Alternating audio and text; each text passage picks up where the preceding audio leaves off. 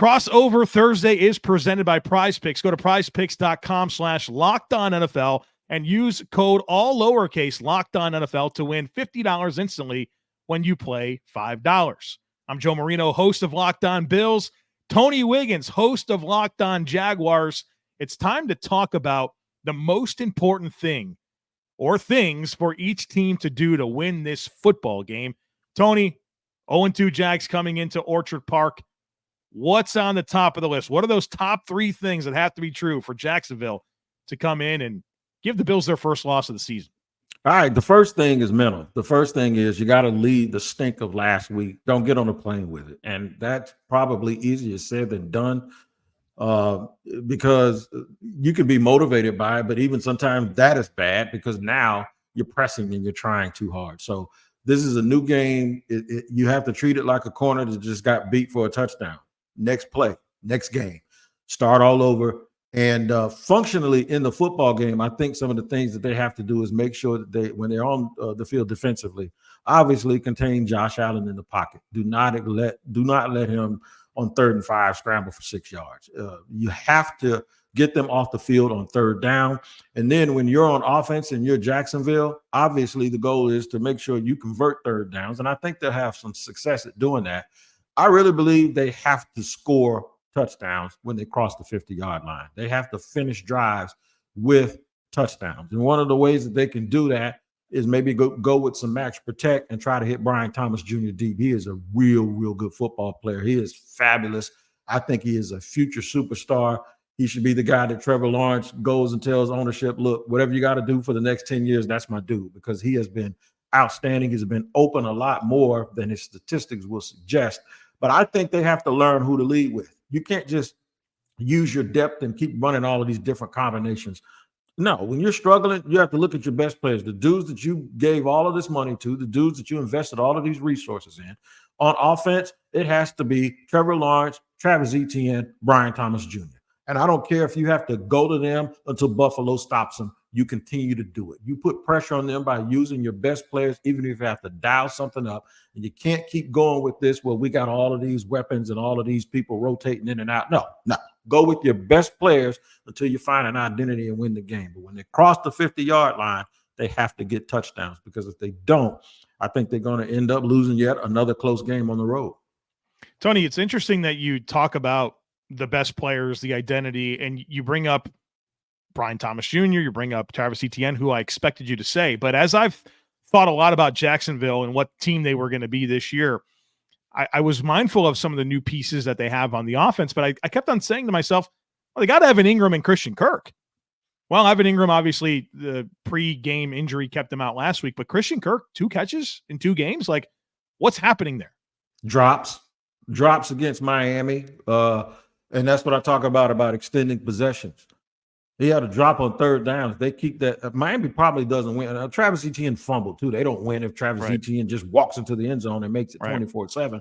But you think back, we only think about plays that are missed at the end of games. There are plays at the beginning of games too on 3rd down that if you convert them, it causes the game to go in a totally different direction. Yeah. And then just last week, Denzel Ward knows they weren't letting him get open. Last week, Christian Kirk, he might as well not even have been out there, because it was tough sledding for everyone because Trevor was running for his life again.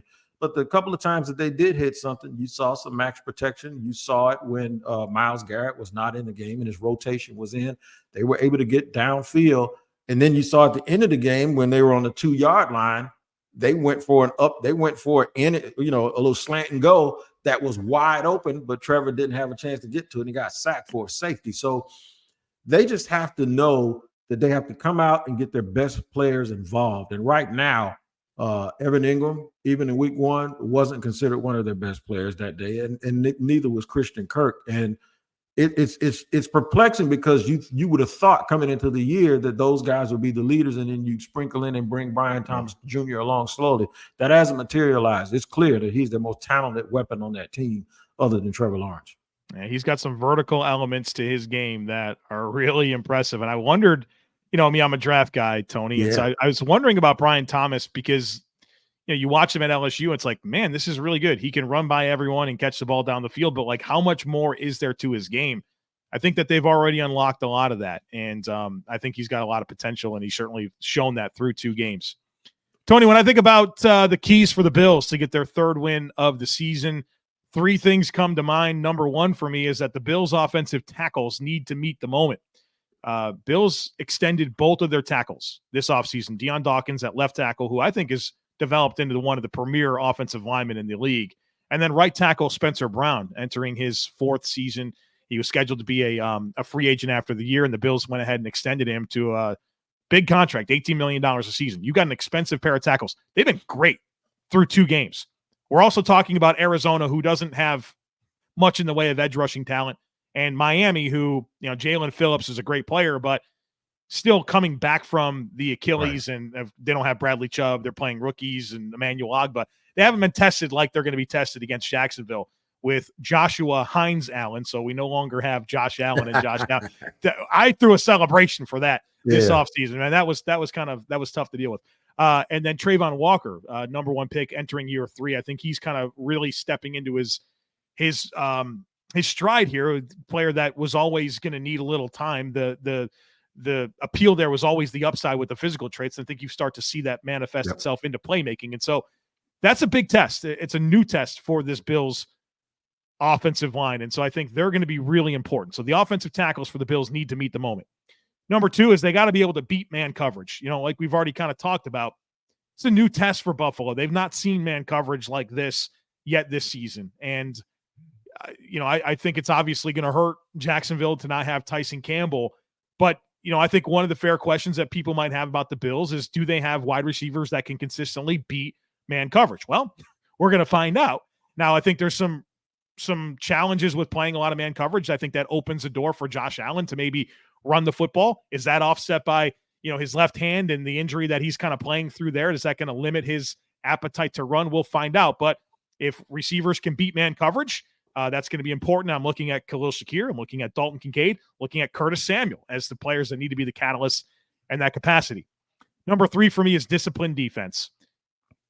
I hate to use the word desperate in week 3, but Tony, they can't fall to 0-3 to Jaguars. That's a tough spot to be. I know that they've gotten out of some holes in the past, right? But that's going to be a really, really tough situation, especially listening to Doug Peterson and Trevor Lawrence coming out of the Cleveland game and the messaging. It feels like this is a huge moment for Jacksonville in this season. Maybe a road trip against an AFC contender is exactly what they want to get their season on track. And I think the Bills need to be ready for, to some level, a desperate Jacksonville team that's looking to get their, to get the season going. And Doug Peterson, I have questions about him. I think in 2 situations now we've seen the more his fingerprints get on an operation, the worse it gets. I thought he caught lightning in a bottle in 2017. Yeah. And congratulations, they won the Super Bowl. And that's going to get you a lot of opportunity. But I'm concerned how things played out in Philly. I'm concerned how things are playing out in Jacksonville. I will say this, though. He's creative. Yeah. And so what does he have up his sleeve to try to find an edge against the Bills, who have a lot of newness on the defensive side of the football, including having to play several backups in the back 7 due to injuries? And so you better be disciplined and be ready to handle any curveballs that come your way from Doug Peterson and the Jaguars. Yeah, you made a very interesting point about our defensive linemen. And I could echo that about yours because, with, I hope I say his name correctly, Ebenezer or Epinesa or the kid Boudreaux from Miami. And then Von Miller can still give it to you. He said, he's been showing it that if you forget about him, he's still, I think, a first ballot Hall of Famer with a bullet who still has some stuff in his system. But they just play in a certain way, man. They play. They just have this identity. It's like a computer program, and they're gonna go out and be themselves. That's the reason why I think it's gonna be hard for the Jaguars to win, because they're still searching. Now, in that searching, they're a very talented team that can make explosive plays out of the passing game with Travis Etienne, the run game with Travis Etienne, and of course we mentioned Brian Thomas Jr. And it'll be just my luck and your luck that Christian Kirk steps up and has a big game this week, right? That's usually the way it works. I'm sitting there poo-pooing him, and you asked about him, and then all of a sudden he steps up and he does exactly what you're afraid he might do.